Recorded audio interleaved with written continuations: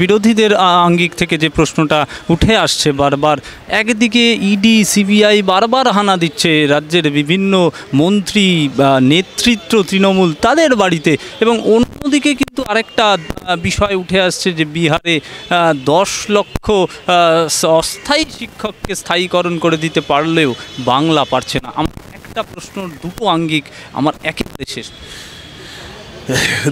দেখুন, আপনারা যারা বাংলার নেতা নেত্রীদের সঙ্গে যাদের আপনার ওঠা বসা ওয়াকিবহল, তারা আপনাদের কাছে একটা পারসেপশান আছে, এ ভালো এ খারাপ, এইভাবে থাকে, এইভাবে জীবনযাপন করে, আপনাদের কাছে নির্দিষ্টভাবে একটা সকল সম্পর্কে পারসেপশান আছে। আপনারা বলুন তো, সুজিত বোস বা তাপস রায় যাদেরকে আমরা দেখি, তাপস রায়ের একদিনও কারুর সম্পর্কে কোনো জায়গায় মনে হয়েছে যে তার জীবনযাপন খুব অত্যাধিক কিছু? তিনি আজকেও থাকেন সেই তার পুরনো বাড়িতে। আজকে তিনি দুর্নীতিগ্রস্ত। কিসের দুর্নীতিগ্রস্ত কি আমরা কিন্তু কিছু জানতে পারলাম না। আজকে শুধুমাত্র তাদের বাড়িতে একদিন হানা দিয়ে মেলাইন করে রাখা হলো। আমি রথীনবাবু, রথীন ঘোষ আমাদের খাদ্যমন্ত্রী, আমি তার সঙ্গে ব্যক্তিগত স্তরে পরিচিত। আমি তাকে জিজ্ঞেস করেছিলাম যে এতক্ষণ ধরে তারা থাকলেও তারা কী করলো। সে আমাকে ব্যক্তিগত স্তরে বলেছিল যে একই আলমারি তারা 2-3 বার ধরে সার্ভ করলো, এবং আমার বিছানায় তারা দুপুরবেলা বসে ঘুমোলো টানা। তো আমরা মিডিয়া দেখছি সকাল থেকে রাত অবধি টানা ইডির তল্লাশিটা করে কি পেলো কি না পেলো জানা যায় না। আজকে যদি আপনি আমার বাড়িতে তল্লাশি করেন, আমি নিশ্চিন্তে বলতে পারি আমি একজন ছাত্রনেতা। আমার কাছে 2009 সাল থেকে 8 সাল থেকে শুরু করে আজকে 2023 সাল অবধি বিভিন্ন লোকের এইচএসের মার্কশিট দেখতে পারবেন, হয়তো বেশ কিছু লোকের বায়োডাটা দেখতে পারবেন। আমার বাড়িতে এখন র্যান্ডমলি যদি সার্চ করেন হয়তো বিভিন্ন লোকের কোনো অনুরোধপত্র দেখতে পারবেন। দেখুন, আমরা একটা পলিটিক্যাল পার্টির সদস্য, আমাদের কাছে মানুষরা আসে, আমাদের মানুষদের সঙ্গে কথা বলতে হয়।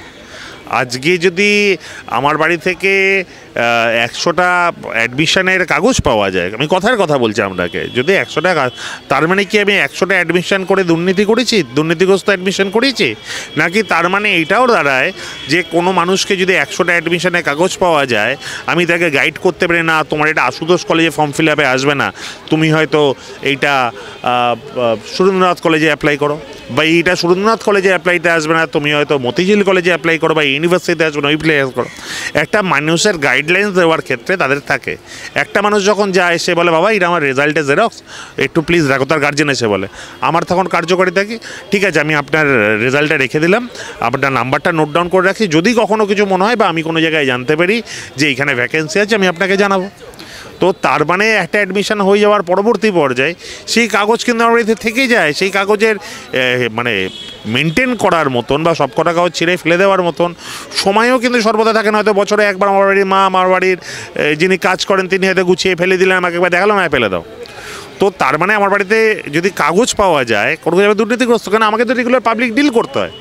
আজকে যদি কোনো পাবলিক এসে আমাকে ধরুন বললো যে আমার বাবাই চাকরিটা করে দাও, ধরুন কথা বললো, আমি কাগজটা আজকে হাতে নিলাম, আমার তার সঙ্গে কী করা উচিত? তাকে দুর্ব্যবহার করে বাড়ি থেকে তাড়িয়ে দেওয়া উচিত যে তোমার লজ্জা করে না, যাও বেরিয়ে যাও?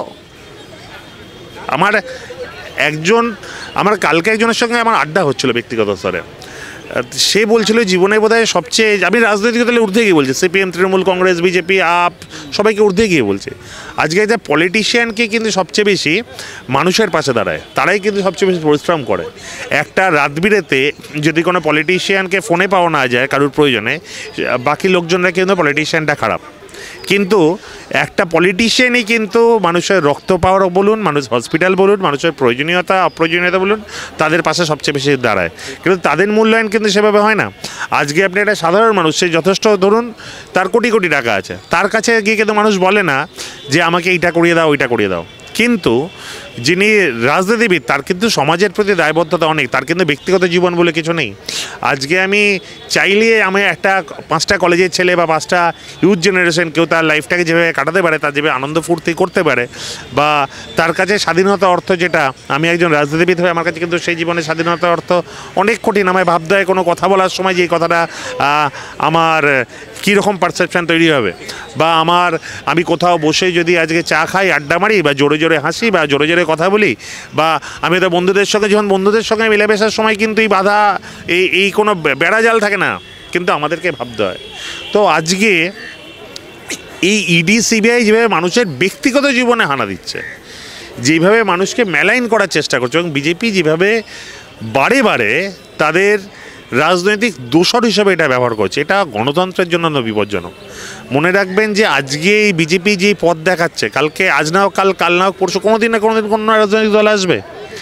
আজকে সেই দিন কিন্তু তাদের দেখানো পথে তাদেরকে শুধুমাত্র ক্ষতিগ্রস্ত করবে নয়, আগামী দিনে হয়তো বাকিদের কাছেও এটা একটা শঙ্কার জায়গা তৈরি হবে, একটা পথ দেখিয়ে দেওয়া। আমি স্বাধীন ভারতবর্ষের একজন গণতন্ত্রপ্রিয় শিক্ষিত সমাজের প্রতিনিধি হিসেবে আমার কাছে এটা অত্যন্ত এক শঙ্কার বিষয়, অত্যন্ত এক দ্বন্দ্বের বিষয় এবং অত্যন্ত এক ভয়ের বিষয়। আজকে দেখুন ইডি সিবিআই 1 বছর পরে সে আমাকে বলবে যে আমি নির্দোষ। আজকে মদন মিত্রকে তুলে নিয়েছিল, আজকে সুদীপ বন্দ্যোপাধ্যায়কে তুলে নিয়েছিল। আজকে তাপস রায় যে মেলাইনটা হলো, সেই মেলাইনটা কিন্তু কাটাতে পারবে না। আমি ব্যক্তিগত স্তরে জানছিলাম আজ তাপস রায়ের যখন তাকে নিয়ে বাড়িতে ইডি সিবিআই ছিল, আশপাশের লোকজনরা বলছেন উনি আমাদের জন্য আজ অবধি কখনো অনিয়ম কোনো রেকমেন্ডেশন লেটার অবধি কাউকে লিখে দেননি। নিয়মের বাড়ি গিয়ে কাউকে রেকমেন্ডেশন লেটার অবধি লিখে দেয়নি। ওনার কাছে কিছু ওনার কাছে পেতেই পারেন, উনি এমন মানুষ। আজকে এলাকার সাধারণ মানুষ আমি কেমন, আমাকে তো আমার বাড়ির আশপাশের লোকজনরা সবচেয়ে ভালো বুঝবে। আজকে সেইখানে এইভাবে রাজনৈতিক উদ্দেশ্যে মেলাইন করাটা অত্যন্ত ধিক্কারজনক। আমি বিশ্বাস করি আগামী দিনে আসলে আপনি যদি দেখেন গণ আন্দোলন তৈরি হয় কিন্তু এই সময়, আপনি হিটলার সাম্রাজ্যের পতন হয়েছিল কিন্তু এইভাবে, আজকে বিভিন্ন ফ্যাসিস্ট শাসনের পতন হয়েছিল হয়তো এইভাবেই। আর কবির ভাষায় বলতে গেলে পিপিলিকার পাখা ওড়ে মরিবার তলে। আমি নিশ্চিত এরা যেই পরিমাণ উড়ছে বা যেই পরিমাণ নিয়মটাকে বা সরকারটাকে তাদের বাপের সম্পত্তি ভেবে ফেলে কাজ করছে, আগামী দিনে খুব নিশ্চিতভাবে এই পিপিলিকা মরিবার তলেই উঠছে, পাখা তাদের উঠছে। না, আমার সেকেন্ড আঙ্গিকটা কিন্তু একেবারে হলো না, যেটা হচ্ছে বাংলা পারছে না কিন্তু বিহার পারছে। ওই 10 লক্ষ অস্থায়ী শিক্ষককে তারা স্থায়ীকরণ করছে, আর আমাদের ধর্মতলার মোড়ে বসে থাকছে। এই বিহারের ক্ষেত্রে দেখবেন কোনো এরকম বিকাশবাবুদের মতন লয়াররা নেই, বিভিন্ন সিপিএম বা অন্য দলের মতন প্রতিনিধিরা নেই, যাদের কাজ হচ্ছে সরকারের।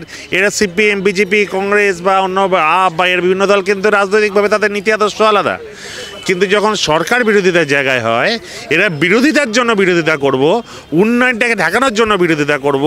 মমতা বন্দ্যোপাধ্যায় যাতে তার বিভিন্ন প্রকল্পগুলো দিতে না পারে, তাই কেন্দ্রীয় সরকারের টাকা আটকে রাখবো যাতে ক্ষোভটা মানুষের প্রতি গিয়ে জন্মায়, ঠিক সেই কারণ করছেন। এইখানে সিপিএম এবং বিজেপি পুরো একদিকে, কারণ সিপিএমের বিভিন্ন লোকজনের দায়িত্ব দেওয়া হয়েছে তাদের যাতে কোনো কিছু রিক্রুটমেন্টের পসিবিলিটি তৈরি হলেই সেখানে কেস করে আটকে দেওয়া, এবং দেখবেন এরা বিভিন্ন আন্দোলনকারীদের কাছে তারা ভুলভাবে তাদেরকে খেপানোর চেষ্টা করে। আর ঠিক সেমভাবেই এই ভারতীয় জনতা পার্টি তারা কি করছে, বাংলা এতগুলো টাকা কেন আটকে রাখছে, যাতে কন্যাশ্রীর টাকা না পৌঁছায়, যাতে মহিলাদের ক্ষেত্রে লক্ষ্মীর ভাণ্ডারের টাকা না পৌঁছায়, যাতে বাংলার বিভিন্ন প্রকল্পগুলো না পৌঁছায়। তারা কী ভাবছে, লক্ষ্মীর ভাণ্ডারের টাকা যদি আটকে দেয় তবে বাংলার মানুষ বুঝতে পারবে যে মমতা বন্দ্যোপাধ্যায় ভাঙা বাজিয়েছে, কিন্তু আসলেও তা হচ্ছে না। মমতা বন্দ্যোপাধ্যায় এত ভালো একজন প্রশাসক যিনি সব কিছুর ঊর্ধ্বে গিয়েও কিন্তু মানুষের পরিষেবাগুলো দিতে থাকছেন এবং সরকারের উন্নতিও করছে। আপনি সিপিএম 34 বছর ছিল, আপনাকে দায়িত্ব সহকারে বলি, আপনি 34 বছরে সিপিএম কি করেছে হিসাব করুন, হিসাব দিন। আপনারা দর্শক আছে যাদের বয়স আমার থেকে অনেক বেশি, তারা এই ইন্টারভিউটা শুনতে একবার বিচার করুন 34 বছরে সরকারি কটা পরিষেবা আপনারা পেয়েছেন, বাড়ির সামনে রাস্তাটা কেমন ছিল, বাড়ির সামনে আলোক ব্যবস্থা কেমন ছিল, আপনি যদি আপনার বাড়ি থেকে কোনো জায়গায় ঘুরতে যেতেন সেই জায়গায় কী কী লক্ষ্য করতেন, আর আজকে মমতা বন্দ্যোপাধ্যায় 12 বছরে কী কী করেছেন। এই যে বিহারের নাম করলেন, বিহারে যান, পুলিশ প্রশাসন বাকি ব্যবস্থা দেখুন। আজকে যান উত্তরপ্রদেশে যান, সেখানে মেয়েদের নিরাপত্তা দেখুন। আজকে বিজেপি শাসিত বিভিন্ন রাজ্যগুলোর উন্নয়নগুলো দেখুন, তারা কি করেছে, গুজরাটে গিয়েই দেখুন। আর এই বাংলা কত বছরে কি করেছে, কত প্রতিবন্ধকতা ঊর্ধ্বে গিয়ে দেখুন। আজকে সিপিএম যে কোটি কোটি টাকার বোঝা আমাদের ওপর চাপিয়ে দিয়ে গিয়েছিল, তারপরেও মমতা বন্দ্যোপাধ্যায় উন্নয়ন করছেন। আজকে এই ভারতীয় জনতা পার্টি, বিজেপি তার রক্তচক্ষু যেইভাবে দাঁত ফোটাচ্ছে, তারপরেও কিন্তু বাংলা এসে তাদের অশ্বমেধের ঘর আটকে গেছে। আজকে ভারতীয় জনতা পার্টি সেই বিদ্বেষ থেকে বাংলাকে বঞ্চনা করার চেষ্টা করছে, এরাও হয়তো করছে, কিন্তু দায়িত্ব সহকারে বললাম তারা আটকে রাখলেও খুব বেশি দিন আটকে রাখতে পারবে না। বাংলায় যারা প্রকৃতপক্ষে ন্যায্য, যাদের চাকরি পাওয়া উচিত, তারা নিশ্চিন্তে চাকরি পাবে, ভরসা রাখুন।